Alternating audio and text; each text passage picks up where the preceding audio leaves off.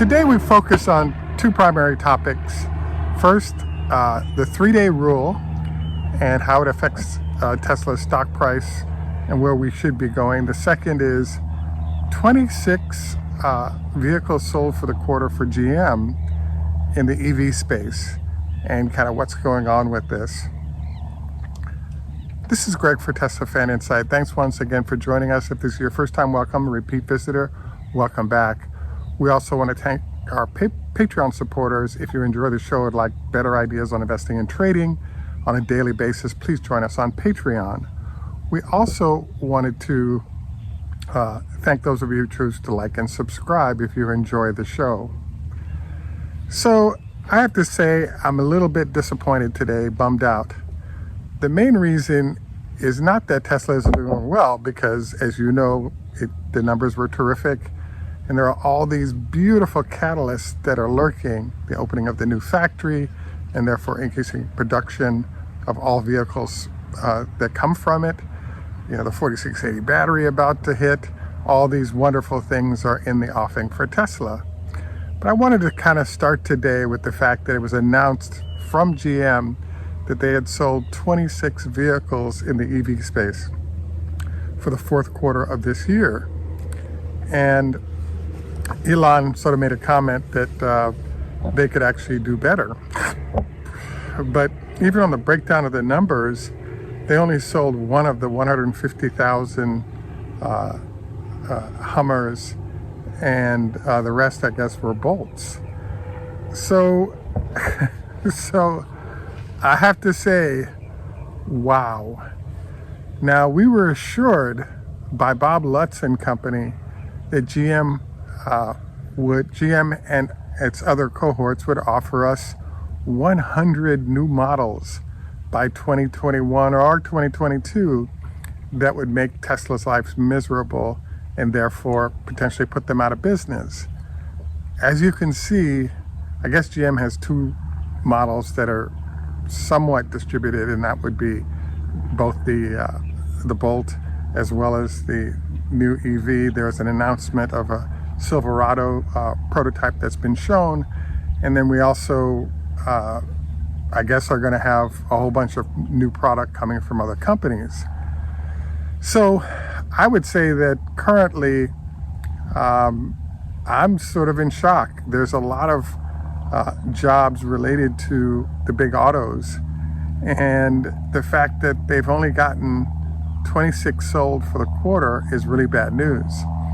When I learned about the sort of Tesla attack in the trucking space, I was thinking to myself, you know, if you've got a viable solution that you can present in the environment, there's no need to engage in not allowing Tesla to sell in the state, or other things like, you know, government subsidies being limited to only non-union shops, or in this case, you know, limiting the amount of trucking Tesla has available to it, you know, by, you know, restricting supply and therefore raising prices based on Tesla's delivery model.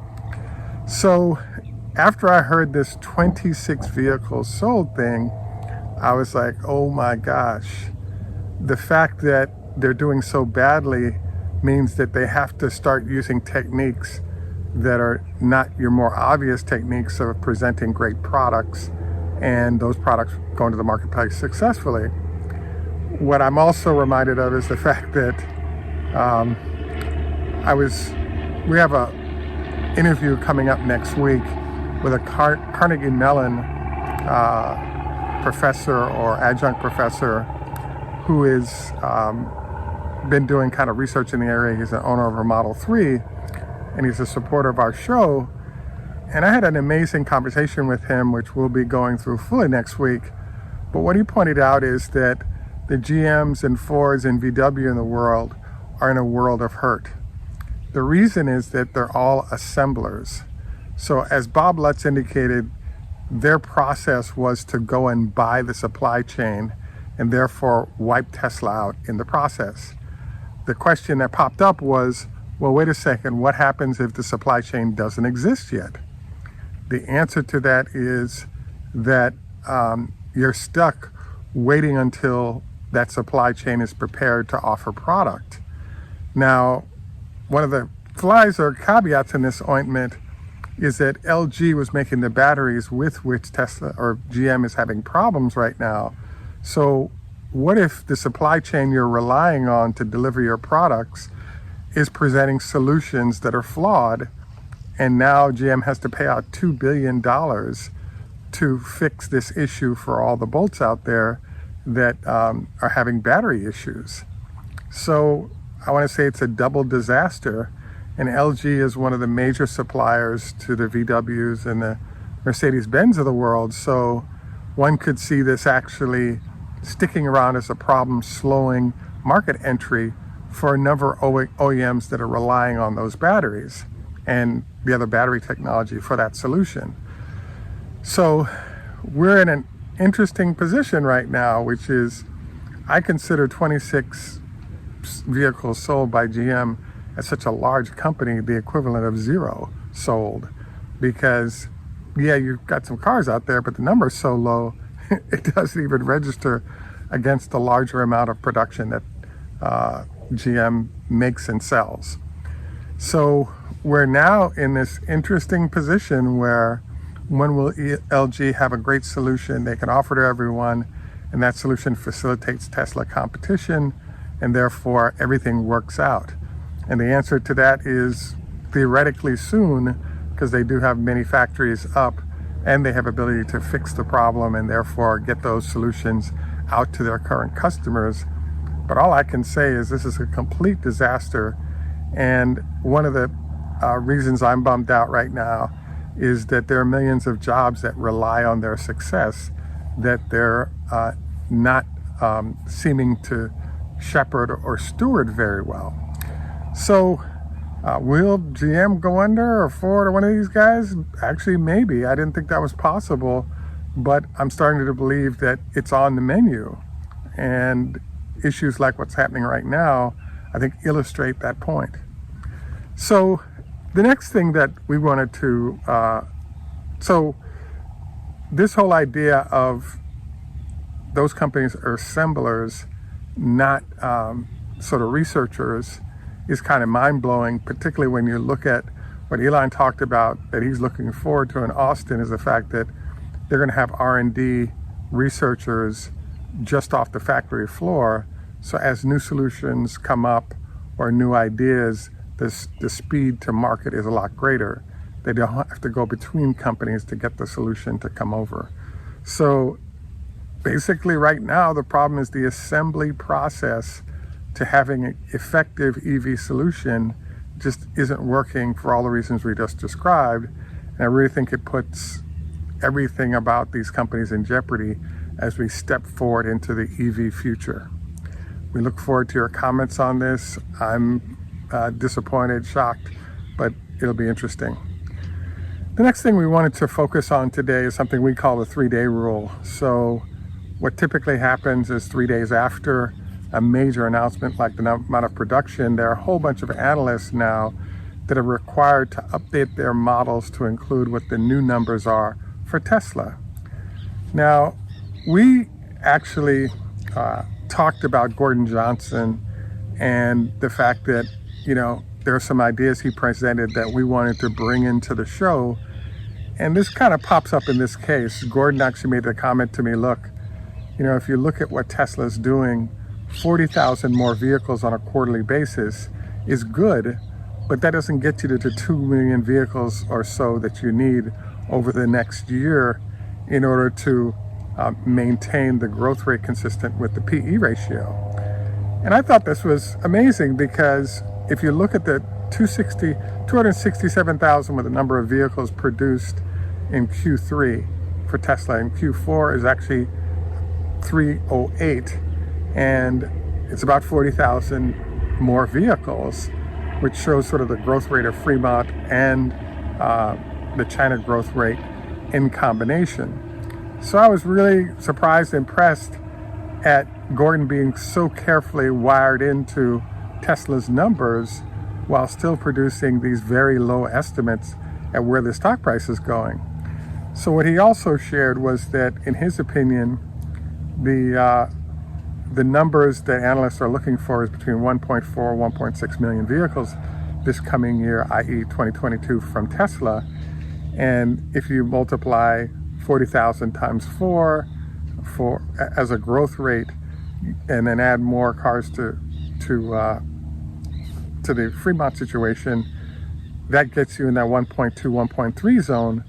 But this doesn't consider the fact that they've just invested 180 million in further growth in what can be done in China. And as you know, Fremont continues to ramp as well. So where I believe we're going to end up with a Gordon-Johnson capitulation is as soon as Austin opens, you now have to find out the run rate, 5,000 to 10,000 vehicles at least a week, times the number of weeks.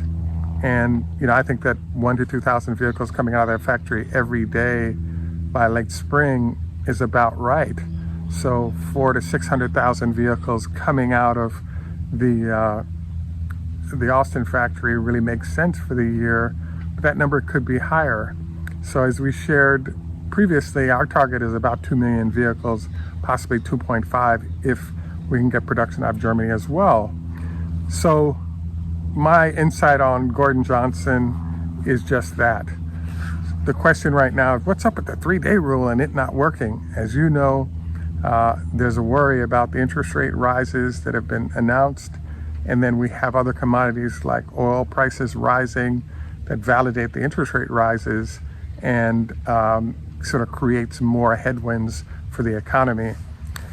The most important component of this seems to be the fact that when you have very low interest rates, people are forced to find growth stocks like Tesla to put their money in because they can't get yield. Now when you're going to 2% targeting on interest rates, there's a lot of money that has been market sitting that will now switch over to bonds because they can get yield they were not previously getting. My sense of things is that yes, it's an issue, but there's a way in which quality information demonstrating quality growth of profit and revenue can supersede some of these headwinds, if not all of them. And I do think this is what we're going to see coming from Tesla, and particularly the 4680 and its impact on where we're going. So my overall is I think Tesla's going to do great over the next, their near term, next couple of weeks and the next couple of months, because we're making a transition, I think, from sort of old technology into this 4680 era. And I just think that the numbers are mind-blowingly awesome that we're going to see from this situation. At any rate, we look forward to your comments on this. Also note we do have some SpaceX shares if there's interest. We also want to thank you for joining us, and I wanted to note we're having a no bread for 2 weeks challenge. If you can join us in that and see what the impact on weight and health might be in the process. I've really cut back on sugar as well, water instead of sugary drinks, etc. Any rate, this is Greg for Teslafaninsight. Tschüss German, au revoir French, Lehitrod, Hebrew, Choda Hafez, Choda Hafez Farsi, Salam, our friends Muslim, Asante, hello in Swahili, Strajije, hello in Russian, Heido, our friends in Sweden, G'day, our friends in Australia, Arrivederci, our friends in Italy, and Namaste, Hindi, and in Jamaica we say, enough respect, walk good man. Thanks for joining us today, and let's get this 3-day rule rolling with some nice movement of Tesla stock price. Have a great day, and bye for now, and look forward to constructive comments.